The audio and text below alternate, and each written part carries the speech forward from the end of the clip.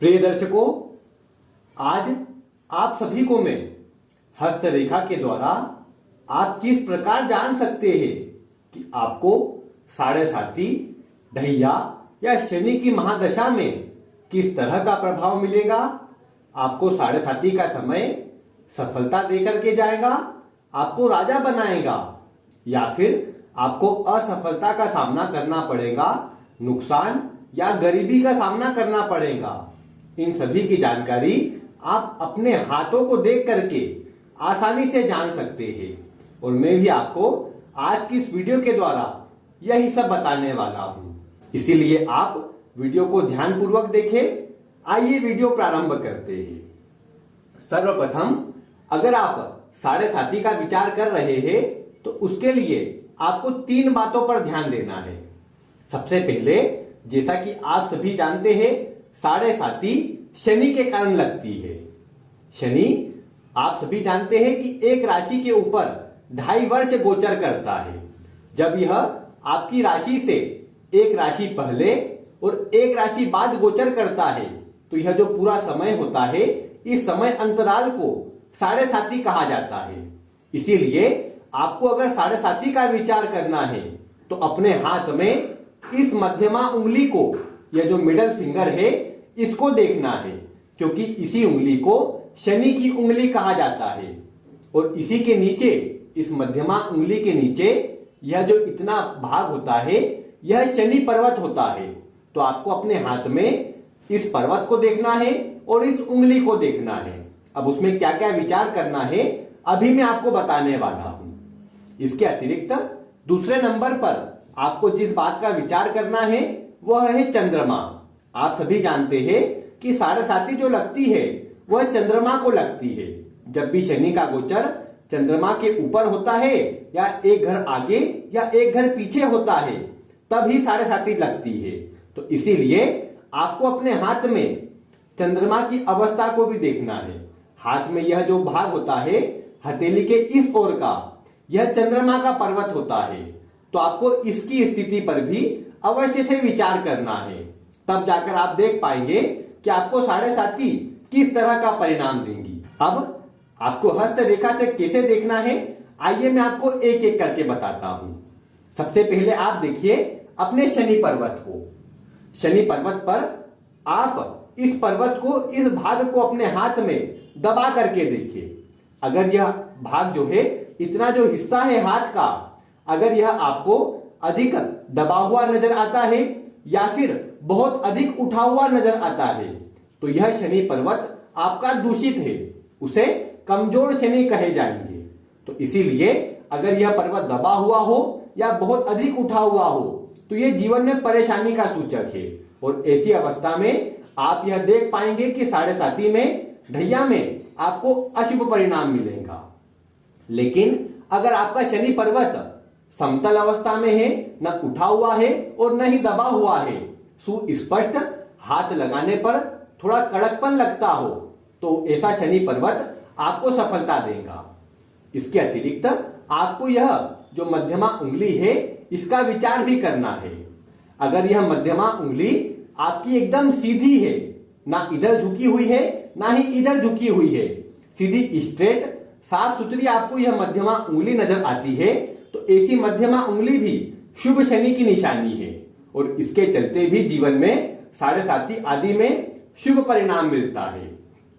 वैसे अधिकतर मामलों में देखने में आता है कि यह जो मध्यमा उंगली होती है, ये या तो इस ओर जो गुरु की उंगली है, तर्जनी उंगली, उसकी ओर झुक जाती है, और कई बार देखने में आता है कि यह जो मध्यमा उंगली है ये अनामिका उंगली की ओर, सूर्य की उंगली की ओर झुक जाती है। तो यह परेशानी का सूचक बन जाती है और शनि को यह कमजोर कर देती है। अगर आपके हाथ में यहां पर, यहां नीचे की ओर अगर गैप बन रहा हो या यहां पर, अधिकतर मामलों में देखने में आता है कि आप सामान्यतः अपने हाथ को सामने रखेंगे तो इस उंगली में और इस उंगली में अगर यहां बीच में गैप बनता हो, यहां जगह रह जाती हो, तो आप देख पाएंगे कि यह अशुभ शनि की निशानी है।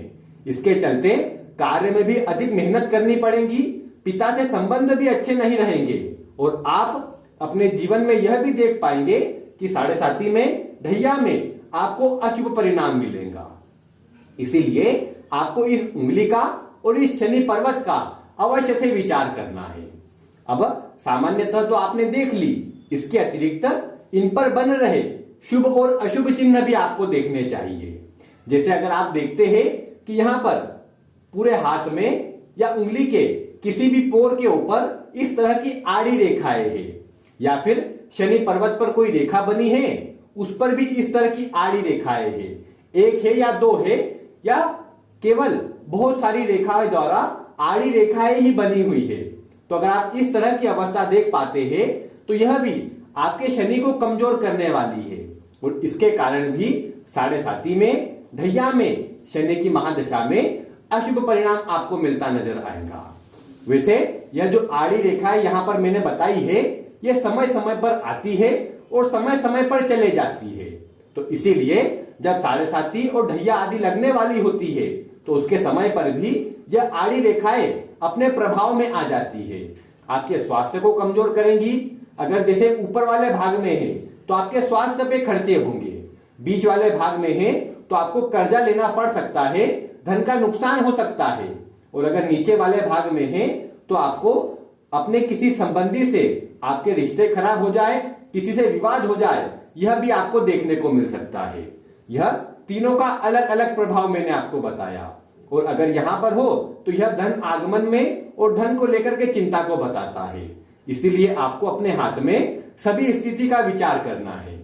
इसके अतिरिक्त अगर आप यहां पर देख पाते हैं कि इस तरह की रेखाएं हैं, एक चंद्र की आकृति यहां पर बन रही है, ये एक से अधिक हो सकती है, एक भी हो सकती है। इस तरह की आकृति भी आपको साढ़े साती और ढैया में परेशानी देने वाली होती है। लेकिन इसके अतिरिक्त अगर आप अपने हाथ में देख पाए कि जितने भी अभी तक मैंने चिन्ह बताए यह आपके हाथ में नहीं है, और बल्कि यहां पर आपको खड़ी रेखाएं नजर आ रही है, एक एक दो दो ही सही, लेकिन आपको खड़ी रेखाएं नजर आ रही है। शनि पर्वत पर भी सुस्पष्ट एक रेखा है या एक से अधिक रेखाएं है, लेकिन सुस्पष्ट है, तो यह भी आपको शनि का शुभ परिणाम देने वाली रहेगी। और जीवन में साढ़े साती के समय पर और ढैया के समय पर आपको जीवन में ऊंचाइयां प्रदान करेंगी।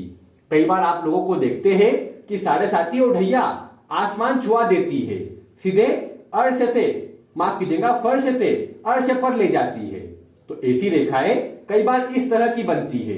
इस तरह का शनि पर्वत सुस्पष्ट हो और उस पर ज्यादा ना उठा हुआ भाग हो, ना दबा हुआ हो, और उस पर भी सुस्पष्ट रेखाएं हो, बिना कट पीट की, ऊपर भी अच्छी रेखाएं हो और उंगली भी सुस्पष्ट हो, तो इस तरह की स्थिति व्यक्ति को जीवन में उच्च पद दिलाती है और शनि के शुभ परिणाम मिलते हैं, फिर वह साढ़े साती हो, ढैया हो या फिर शनि की महादशा हो।